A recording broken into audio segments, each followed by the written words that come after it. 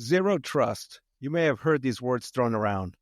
If you plan to work in cyber as a security professional or network engineer, you better learn what it is, and more importantly, how to implement it. It's a new framework for network security. The perimeter security days are gone. Zero trust is one of the must-know skill sets for anyone working in cyber or planning to work in cyber. If you're trying to define yourself as an engineer, you're going to want to keep listening. Do you want a career in cybersecurity? Are you unsure how to start? Curious what it means to be a cybersecurity professional? This is the Cyber Job Hacks Podcast with Dr. Jeff Colburn. He's a 30-year industry professional and the founder of Team Caveo, a company that specializes in helping people launch cyber careers. Join us on this podcast as we explore what it means to be a cybersecurity professional and how to get started. Welcome to the show.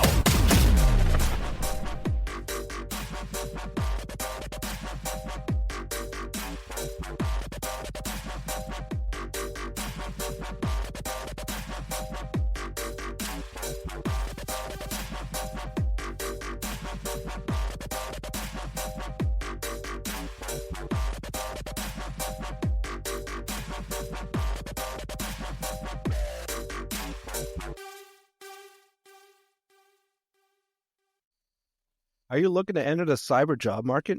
Are you struggling to find where you can build the foundational skills required? Well, my one-on-one training may be the answer. Through the 16-week course, you'll have a one-on-one virtual session with an industry-experienced CCIE where you will learn basic routing and switching. You'll be given labs to help reinforce what you learned. Everything you need to develop the knowledge and skill set required to enter the cyber job market. This is based upon our in-person course that has helped many to launch cyber careers. If you're interested, please email courses@teamcaveo.com or click the link in the show notes. Welcome to the Cyber Job Hacks Podcast. I'm your host, Dr. Jeff Colburn. Well, for anyone working in cyber or planning to work in cyber, they need to become familiar with zero trust. This might be a word that you've been hearing thrown around, zero trust network architecture, right? You hear a lot of buzz around this, a lot of talk about it. But do people really know what zero trust means or what it is? Some people are thinking it's a product that they can buy and implement in a network. But it's not. It's not a product. It's a framework, right? It's a shift in mindset, right?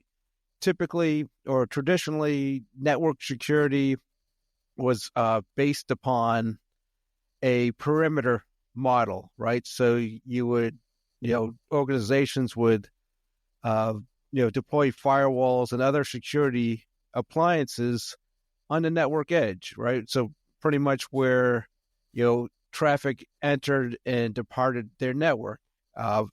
So that was perimeter security. Well, that's no longer sufficient, right? So now you have this shift in mindset or the shift in a security framework to now what's called zero trust network architecture, or ZTNA, or what most people just say zero trust. And why was this shift, right? So if you think in terms of how a perimeter security model worked, it was you had to have the right credentials or information to be permitted in and out of the network, and it was usually based upon IP address or your IP addressing information and that firewall rule set would permit you, in or out of the network. But once you were inside, it was fairly wide open. A lot of system processes were granted root access. So once somebody was in, once an attacker was inside, it was pretty much free reign, right? So, just kind of wrap some industry terms around this. So, anytime, traffic is leaving the network or coming into the network, that's referred to as north-south, right? So you have, north-south traffic flows or workflows. But then you have what's called east-west, and this is the traffic that's moving within the network, right? So this could be even, system-to-system workflows, right? One server talking to another, and, this is often called lateral movement, right? I'm moving east to west.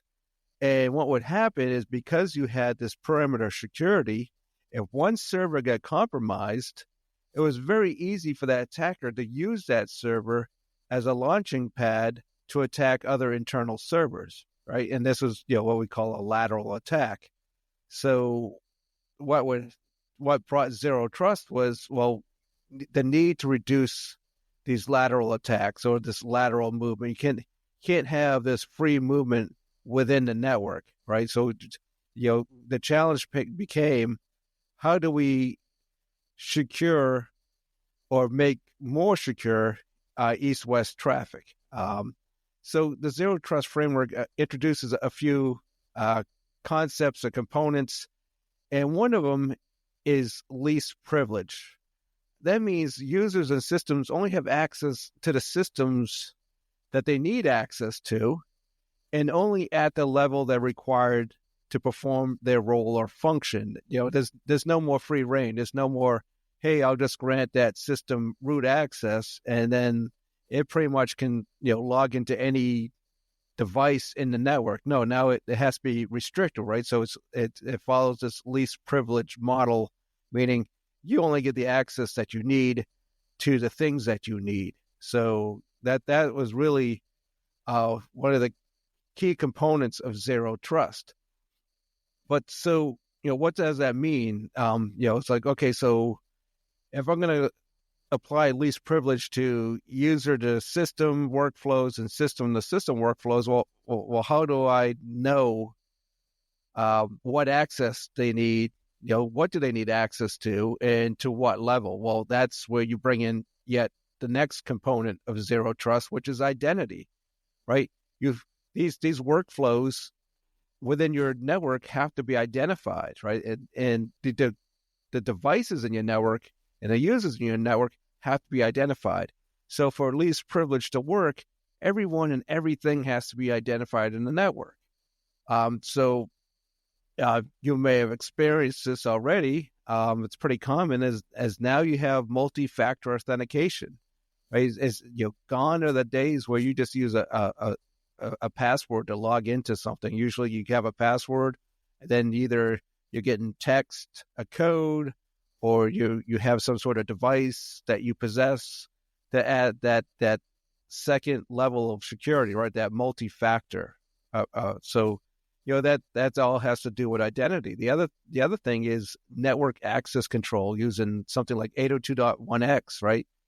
Again, trying to identify the devices that are logging into the network or connecting into the network, right? You can't just plug in a laptop or a computer and be granted access. Now you have to authenticate, right? So now you have the individual or the system being identified that's on the network. So that's going to help with least privilege. But again, that's not enough, right? So if you have least privilege and you have identity, you still need something to reduce that lateral movement.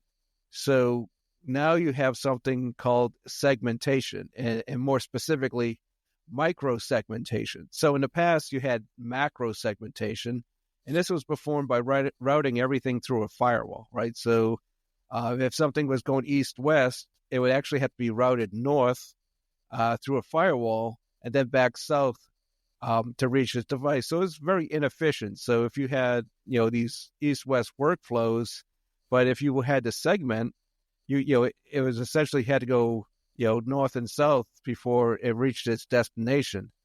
And the other problem was a lot of this was based upon IP subnet, right? IP information, your addresses, layer 4 port information, because that's what firewalls were doing. They're permitting and denying based upon IP information. Well, that's not efficient, right? As east-west traffic becomes more prominent, you need something more efficient than hairpin everything through a firewall. So that's where micro-segmentation comes in. So now you have to identify users and systems and segment them based upon their functional roles, right?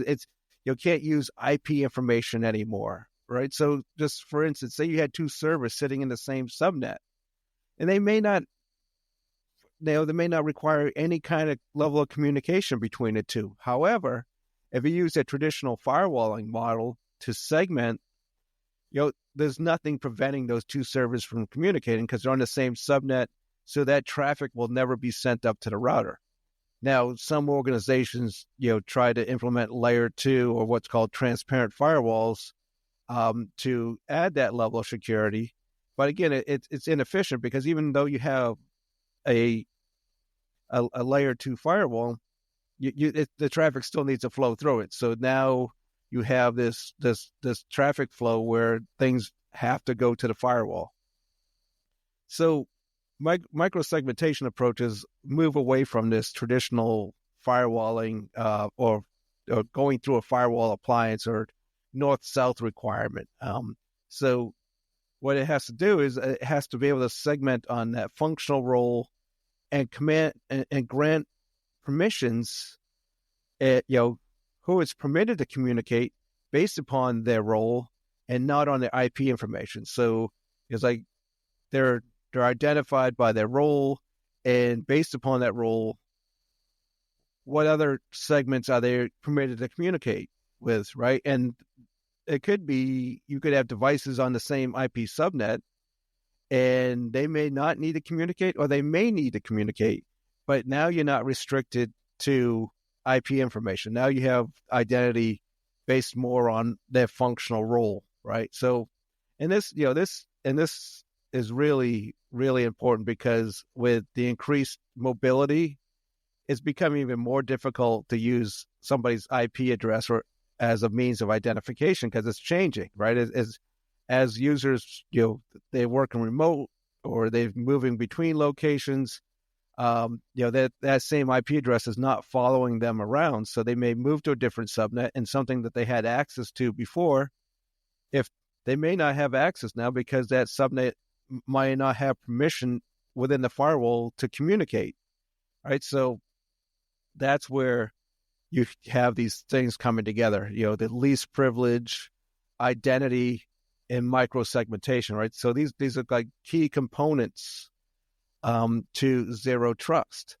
The other thing is we kind of think about is trust can't be static, right? Just because something is verified once doesn't mean it should be still, granted access forever, right? So that trust should always be, validated, right? Continually to validate that trust, right? So you follow this never trust, always verify model.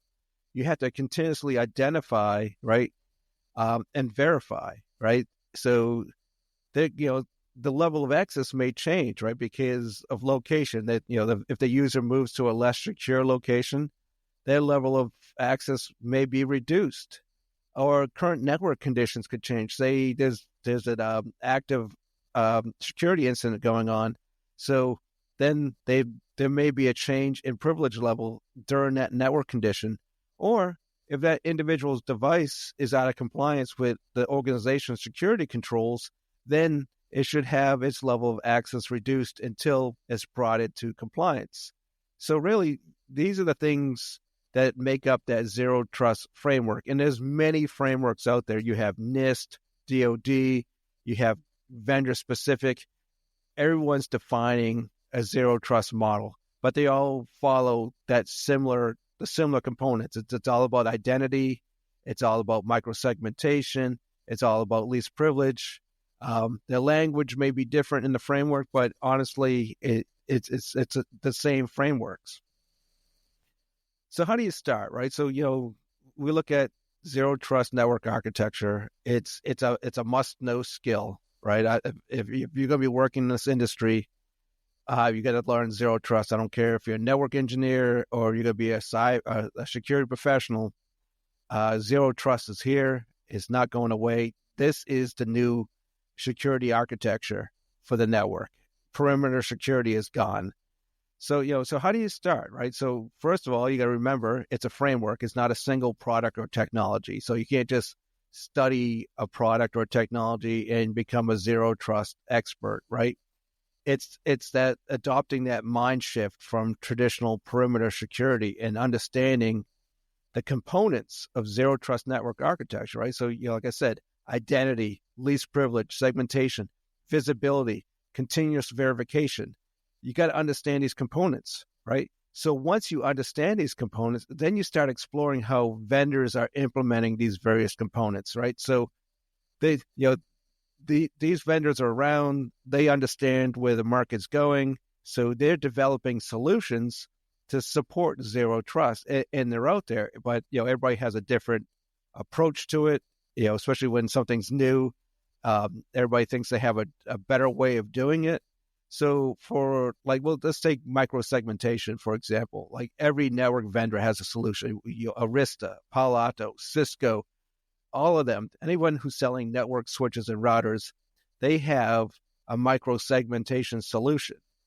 And since they sell network appliances, their solution is network-based. So you might hear something like security group tags, where the identity is applied on the network edge, right? So, as a device connects to the network, based upon the identity information, it'll be a security group tag or SGTs applied, and then that's the policy will be based upon those tags. Well, that's called a network approach, a network-based approach to microsegmentation. Well, other vendors are using a host-based approach, right? If you look at Illumio, that's a host-based approach to microsegmentation. And what they do is they identify legitimate workflows between hosts, and then they apply security controls that only permit those legitimate workflows to communicate, right? So again, it's a different approach. Now it's focused on hosts, and the network is just serving as a transport. It's not actually doing any of the security. It's all based upon host-to-host communication policy. So it's a two-step approach, right? Understand the zero trust components, right? Understand what makes it up: identity, least privilege, segmentation. Just understand those components. And then once you understand the components involved, then start learning the technologies and solutions that are being implemented that support these components, right? So just kind of wrap things up. Zero trust is not just that buzzword anymore. It's that new network security methodology, right? What you learned about perimeter security, it's going out the window. It's all zero trust now. So like anything new, few people understand it, and especially they don't know how to implement it, right? So if you want to get ahead, I would start learning this with some level of urgency. You want to get strong in what is the zero trust framework, and what are the solutions out there to implement that framework, right? Because a lot of organizations still struggle with a silo-based security system. And what I mean is they have a firewall solution, they have an IDS IPS solution. They get they just, for every security control, it's siloed from the other security controls. They're not really communicating with each other. They're not complementing each other. They probably have their own separate dashboard to orchestrate, implement. So what zero trust promises is that unified zero trust network architecture, and that's what organizations are going to be looking for. Somebody that can come in, big picture, see the entire security infrastructure, and see how to apply zero trust, right, throughout the network as one seamless system instead of multiple siloed systems. So, as always, I hope you found this helpful. If you disagree or believe I missed something, please let me know. I always love to hear your perspective on things. So if you think I missed something, or you say no, that something different's coming along, or let me know. Love to hear it. So until next time, have a great week. Not sure if a cyber career is for you? Are you looking to get started? Are you looking to grow your career? Are you feeling stuck and don't know where to begin? My Get Good Fast coaching will help you quickly grow as a cyber professional. I can help you become a great engineer in months rather than years. It doesn't matter if you're new to the industry or mid-career.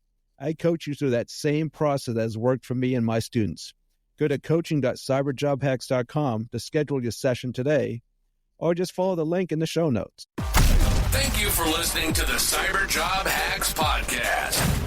We hope you enjoyed today's episode. If so, please share with a friend who may be interested in becoming a cyber professional. Also, please leave a review on Apple Podcast. Your feedback is greatly appreciated, as it will shape our future episodes. Meet us here every Monday as we discuss the cyber job market and how to launch your career. Until next time, have a great week.